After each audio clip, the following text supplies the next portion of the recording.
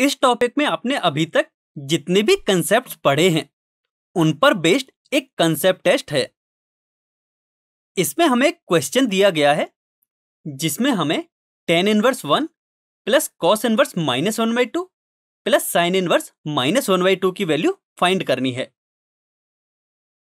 तो अब आप इस क्वेश्चन को खुद से सॉल्व करने की ट्राई कीजिए। So please pause the video here and take 5 minutes to solve this question.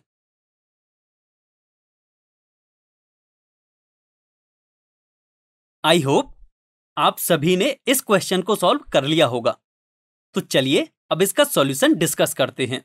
tan inverse 1 को x अज्यूम करने पर tan x को हम 1 के इक्वल लिख सकते हैं एंड इसे हम tan π/4 के इक्वल लिख सकते हैं, जहां से हमें x की वैल्यू π/4 के इक्वल मिल जाएगी। हम जानते हैं कि tan इनवर्स x -π/2 से π/2 के बीच में लाई करता है, यानी tan inverse 1 is equal to π/4 होगा। अब cos इनवर्स -1/2 को y के इक्वल अज्यूम करने पर cos y is equal to -1/2 is equal to -cos π/3 मिल जाता है, जिसे हम इतना भी लिख सकते हैं,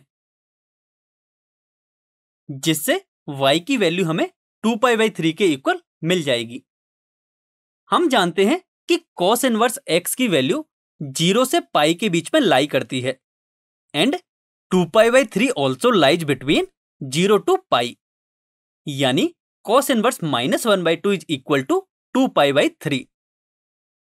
अब हम sin इनवर्स -1/2 को z के इक्वल अज्यूम करते हैं, जिससे हमें sin z is equal to -1/2 is equal to -sin π/6 मिलता है, जिसे sin z is equal to sin -π/6 भी लिख सकते हैं, और यहां से हमें z की वैल्यू -π/6 मिल जाती है। हम जानते हैं कि sin इनवर्स x की वैल्यू -π/2 से π/2 के बीच में बिलोंग करती है, जिससे हमें sin इनवर्स -1/2 की वैल्यू -π/6 के इक्वल मिलेगी। इन सभी की करस्पॉन्डिंग वैल्यूज पुट करने पर फाइनल वैल्यू 3π/4 के इक्वल मिल जाती है।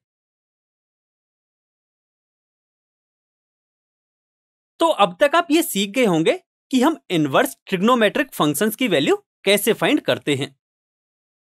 इस टॉपिक की समरी इस प्रकार है कि हमने सबसे पहले ये सीखा कि हम ट्रिग्नोमेट्रिक फंक्शंस के इनवर्स फंक्शन कैसे फाइंड करते हैं एंड उनके ग्राफ कैसे ड्रॉ करते हैं। इसके बाद हमने इनवर्स ट्रिग्नोमेट्रिक फंक्शंस के डोमेन एंड रेंज के बारे में भी सीखा। अब आपको अपनी बुक के ये सभी क्वेश्चन सॉल्व करने हैं।